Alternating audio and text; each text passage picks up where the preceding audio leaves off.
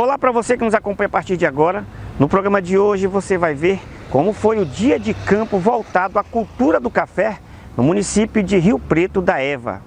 Veja também que Balbina completa 43 anos de existência. Nós vamos contar uma história de como tudo começou. E mais, uma entrevista com o governador de Roraima que vai explicar o crescimento do plantio de soja no extremo norte do país. A gente volta já.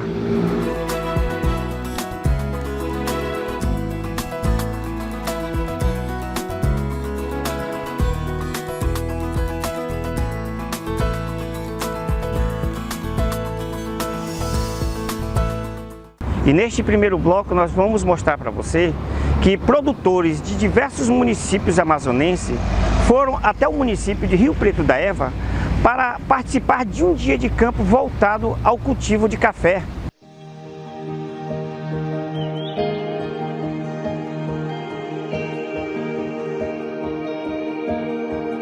Mudança e qualidade de vida. O cultivo do café começa a criar bases sólidas para mudar a vida de muitas famílias no Amazonas. O plantio do grão está se tornando uma alternativa econômica viável para muita gente, fazendo com que investidores, produtores de médio e grande porte e agricultores familiares de vários municípios do Amazonas se entusiasmem em investir nos cafezais. A equipe do Caminhos da Amazônia foi até a Fazenda Progresso, localizada na zona rural do município de Rio Preto da Eva, no quilômetro 113 da rodovia estadual AM10, no ramal do Procópio, acompanhar o dia de campo do cultivo do café. Rio Preto da Eva possui a maior área de plantio de café da região metropolitana de Manaus. A cadeia do café é praticamente completa. Você consegue mostrar da produção de muda, ao plantio, ao processamento inicial e a classificação do café. E isso é muito importante porque permite que esses investidores, que esses agricultores familiares consigam visualizar o caminho da produção deles. O produtor rural e empresário Cláudio Decares conta que há 30 anos iniciou os sonhos de ter uma fazenda no município, com a plantação do primeiro pé de laranja. Depois de alguns anos, também investiu no açaí e, com a diversidade da cultura, adquiriu conhecimento e viu no cultivo de café uma oportunidade rentável. Hoje nós temos 35 hectares mais ou menos plantados, e 7 aqui em fase de produção e 25 em fase de desenvolvimento. E a gente espera que dentro de mais ou menos 2 anos a gente tenha já uma quantidade significativa de produção. A produção hoje já está boa, né? Isso aqui nós estamos na segunda safra, né? A primeira foi uma meia safra e a gente já deve chegar aqui próximos aos 100 sacos por hectare. O Instituto de Desenvolvimento Agropecuário e Florestal Sustentável do Estado do Amazonas, IDAM, tem trabalhado com 21 cadeias produtivas, como projetos prioritários, e uma delas é o café. Uma das metas é difundir as tecnologias que estão sendo aplicadas. Aqui no município, a Fazenda Progresso se tornou modelo para a região metropolitana e o estado. Desenvolver a cultura, né, ser um dos primeiros aqui, por exemplo, no Rio Preto da Eva, trabalha, tem um custo, né, o pioneirismo tem um custo. Então deu trabalho, erramos bastante, mas fomos aprendendo. Então é uma vitória, é uma alegria muito imensa, até por esse evento, por esse momento hoje aqui, né, um dia de campo, mostra que os órgãos do governo, os órgãos de pesquisas estão valorizando o que a gente está fazendo. Parte do sistema de produção já foi validado. A engenheira agrônoma Ana Cecília explica que essa segunda parte está sendo realizada para fazer outra validação, porque antes era considerado inviável economicamente produzir café no Amazonas. Nós produzíamos em torno de 10 a no máximo 14 sacas por hectare. Então não se pagava um custo de um financiamento, por exemplo, de R$50 mil. Hoje, com a alta do café, valendo até umas semanas atrás mais de R$1.000, e um hectare produzindo em torno de até 120 sacas por hectare, nós conseguimos ter o retorno econômico e dar dignidade à vida do nosso produtor. De acordo com dados oficiais, atualmente existem 818 hectares plantados com café no estado do Amazonas. Quando nós trazemos uma tecnologia que não está adaptada à nossa região climática, nós temos uma grande chance de não dar certo. Então, esses cafés estão adaptados. Tivemos aí a experiência com o professor do IFAM, que mostrou que na estiagem, dependendo da técnica de manejo, nós tivemos perdas reduzidas. A pesquisa e extensão possibilitaram difundir as tecnologias que são aplicadas no estado do Amazonas.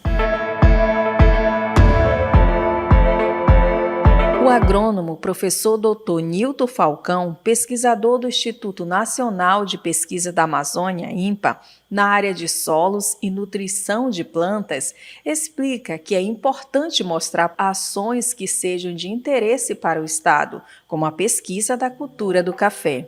O INPA, a gente apoia nesse sentido de fazer as análises, fazer recomendação. Nós temos um laboratório de solos muito bom lá, que está lá aberto para os produtores. Cafeicultores de vários municípios amazonenses participaram do Dia de Campo em Rio Preto da Eva. Eles falaram sobre os desafios do plantio, da oportunidade de adquirir conhecimento e da alegria de conhecer as técnicas de cultivos disponíveis no mercado. E destacaram a importância da troca de experiência e do tipo de produção que estão desenvolvendo em seus municípios. Isso aqui seria muito importante trazer para a minha propriedade. E hoje eu estou vendo aqui um negócio bem evoluído. Quem ganha com isso é o produtor rural. Nós estamos com 1.600 pés só de café.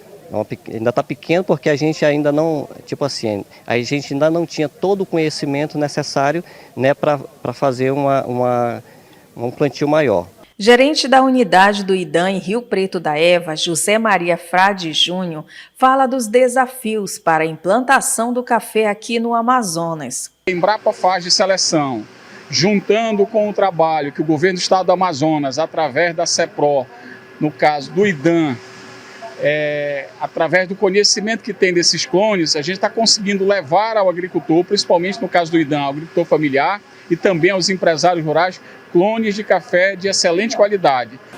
E um cafezinho gostoso e quentinho não poderia faltar. Quem participou do evento também teve a alegria de degustar o café coado, produzido aqui na Fazenda Progresso. Os agricultores conheceram também a estação de beneficiamento do café. No próximo bloco nós vamos contar para você que a hidrelétrica de Balbina completa 43 anos de existência. A gente volta já.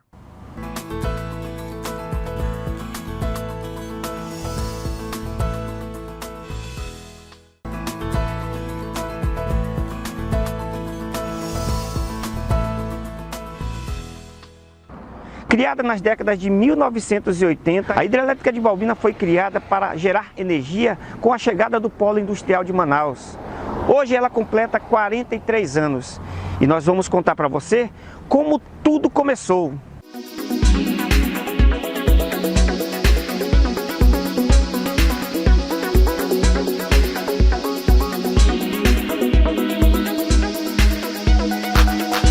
Aqui já foi uma grande floresta. Mas no final da década de 1970 começaram os estudos para a construção de uma hidrelétrica que atendesse à crescente demanda de energia da capital amazonense no auge do progresso proporcionado pela Zona Franca de Manaus.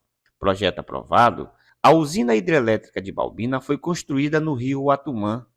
Para chegar até lá, vamos pela BR-174.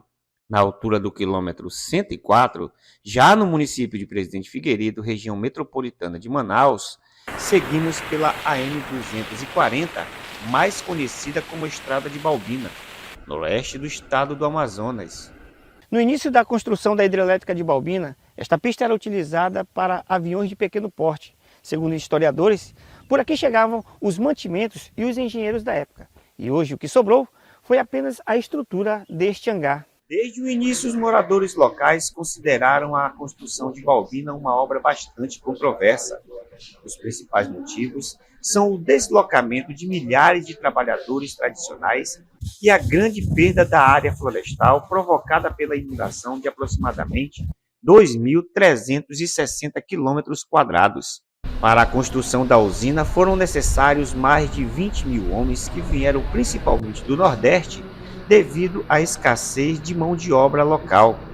Simão Pacheco era o responsável em contratar essa força de trabalho, e na época o acesso já era difícil. Chegou a colocar no canteiro de obras 1.500 trabalhadores de diversas áreas.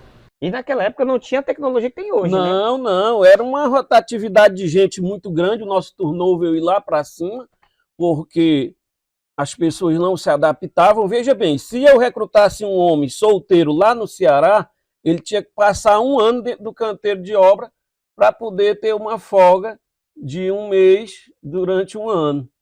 Se eu recrutasse ele em Santarém ou em Belém do Pará, ele tinha que passar 6 meses no canteiro de obra, sem sair. Você imagine uma multidão de homens. Segundo relatos de trabalhadores da época, o primeiro de 5 geradores entrou em operação em fevereiro de 1989. A hidrelétrica de Balbina tem capacidade instalada de 250 megawatts e inunda 2.360 quilômetros quadrados. Possui 5 unidades geradoras de energia, responsável pela produção de 50 megawatts de potência cada uma. A ponte Engenheiro Francisco Nelson Queiroga da Nóbrega foi construída para ligar o aeroporto até a Vila de Balbina. Segundo historiadores, até as décadas de 1990, ela era considerada a ponte mais extensa já construída sobre o rio Amazônico, com uma extensão de 410 metros.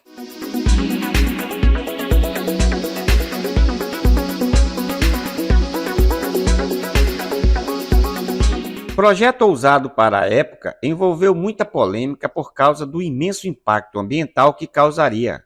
A construção da hidrelétrica de Balbina foi se consolidando e finalmente concluída sobre o rio Atumã.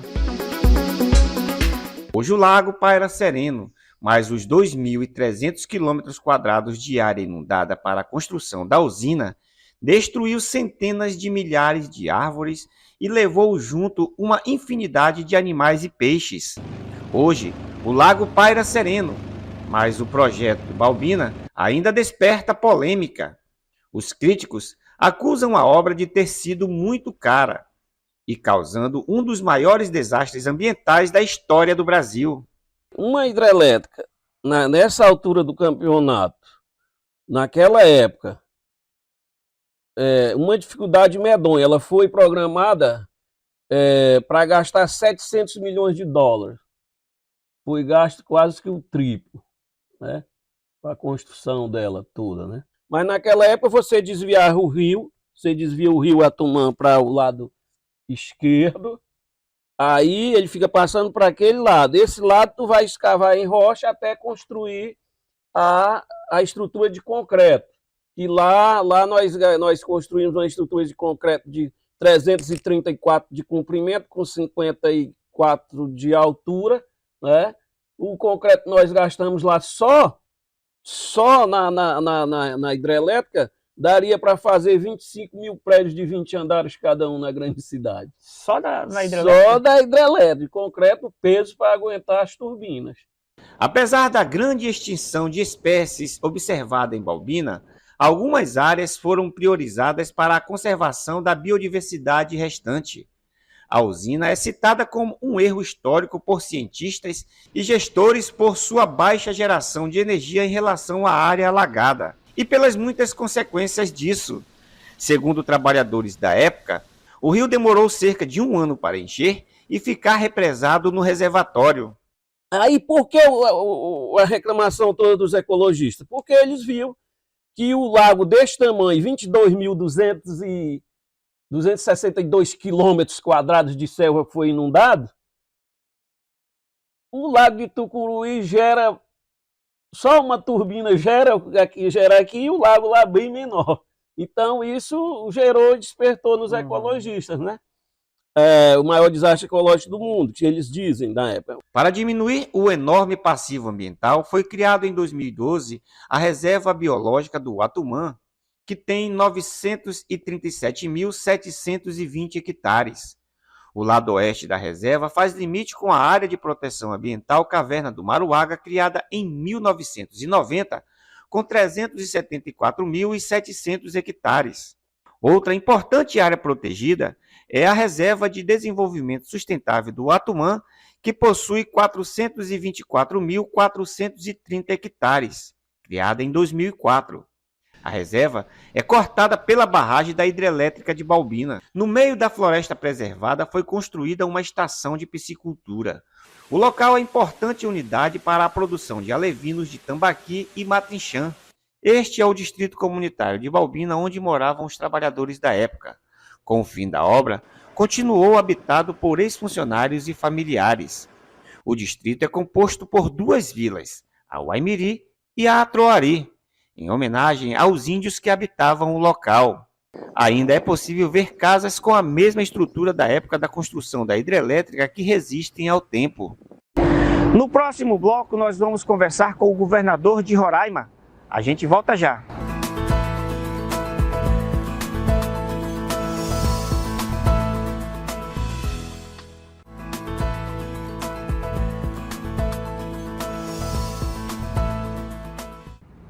Nos últimos 5 anos, o estado de Roraima vem despontando no plantio de soja. A nossa equipe conversou com o governador do estado, que explicou como esse cultivo vem crescendo no extremo norte do país.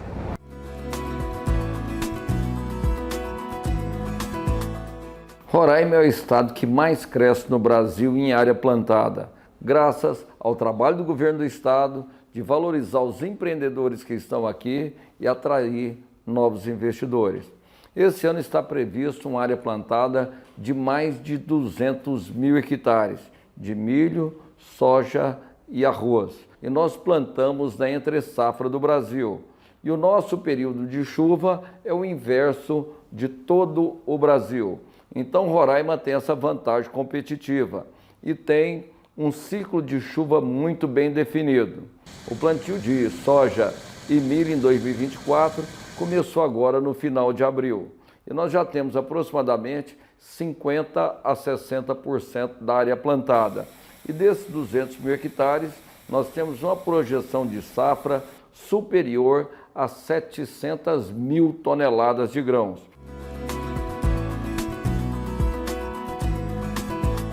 Com o crescimento da produção, que chega a aproximadamente 700 mil toneladas, também está ampliando os produtores, construindo os seus próprios armazéns, com a construção de novos silos. Roraima hoje conta com 26 estruturas para armazenagem de grãos, com a capacidade de aproximadamente 600 mil toneladas. Porque à medida que vai colocando o armazém, esse produto vai sendo processado e exportado. E parte desse produto também da soja é exportada para a Europa, para a China, e entra o ciclo de armazenagem e retirada do armazém. E o governo do estado tem feito um trabalho de incentivo fiscais para os produtores construírem a sua infraestrutura de armazenamento. Ou seja, a vocação de Roraima é a produção de alimentos. Temos que produzir frutas, grãos e carne. E isso faz com que a economia cresça aqui no estado de Roraima. E os produtores de Roraima contam com total apoio do governo do estado.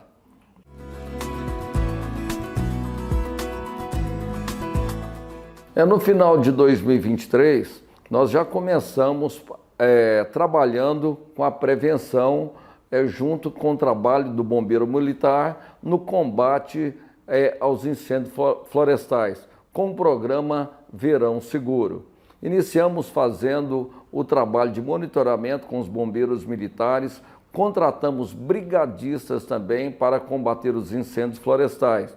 E essa situação se agravou pelo mês de fevereiro, março de 2024, onde tivemos milhares de focos de calor e incêndios florestais. E teve também um trabalho muito intenso do governo para evitar e levar publicidade para a população em geral para que não colocasse fogo na roça, não colocasse fogo em lixo, não jogar toco de cigarro na beira da estrada. E durante o período de estiagem, que foi a mais forte dos últimos 20 anos, o governo do estado levou água potável, levou também patrulha mecanizada para a construção de cacimba para os animais, entregamos cestas básicas para as pessoas atingidas pela estiagem, fizemos uma série de demandas para atender esse público que precisava naquele momento de seca.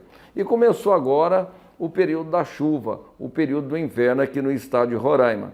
E nós já temos algumas localidades com alto índice de chuva no estado de Roraima. Estamos agora trabalhando para permitir e não que fique interrompida nenhuma estrada no estado de Roraima.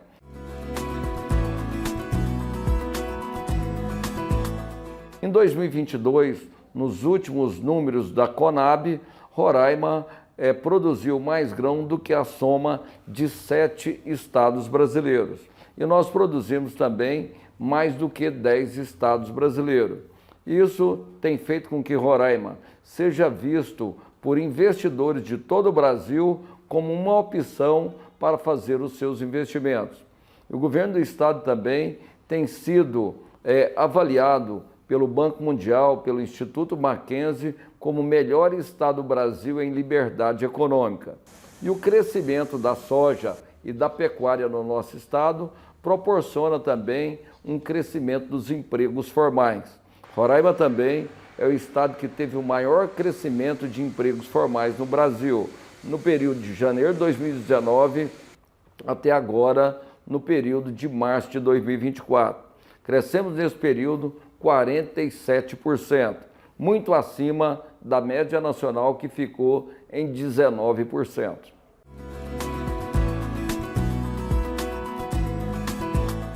Nós temos uma das maiores comunidades gaúchas do Brasil. Inclusive está localizado aqui em Boa Vista o maior CTG do Brasil, que é o Centro de Tradições Gaúcha. Inclusive, todos os anos tem a Semana Farroupilha aqui, em comemoração às atividades culturais do Rio Grande do Sul. E a solidariedade do nosso povo arrecadando dinheiro através de doações para instituições do Rio Grande do Sul, arrecadando também donativos, como roupas, produtos alimentícios, produtos de limpeza e higiene pessoal, água potável. Estamos fazendo intensas campanhas para a arrecadação de donativos. O estado do Rio Grande do Sul, que já teve mais de 100 mortes, aproximadamente 150 pessoas desaparecidas e mais de 1 milhão de pessoas desabrigadas devido à catástrofe climática que está acontecendo, principalmente nas margens do rio Guaíba, atingindo mais de 100 municípios do Rio Grande do Sul. O governo do estado de Roraima, em apoio ao governo do Rio Grande do Sul, nós enviamos uma equipe de 16 bombeiros militares, saindo aqui do estado de Roraima por via terrestre. Estamos levando picape, caminhão, barcos, motores e equipamentos de segurança também, para que os nossos bombeiros cheguem lá e ajudem os nossos irmãos gaúchos a fazer o trabalho de reconstrução do estado, salvamento de vida, resgate das pessoas. Ou seja, o governo do estado de Roraima é muito sensível e está apoiando a ação humanitária lá em Porto Alegre, no Rio Grande do Sul. E este foi o seu programa Caminhos da Amazônia de hoje. Se você perdeu alguma de nossas reportagens, não se preocupe, procure nas redes sociais Caminhos da Amazônia e também baixe o aplicativo do AmazonSat. Nos encontramos na próxima semana, se Deus quiser. Até lá!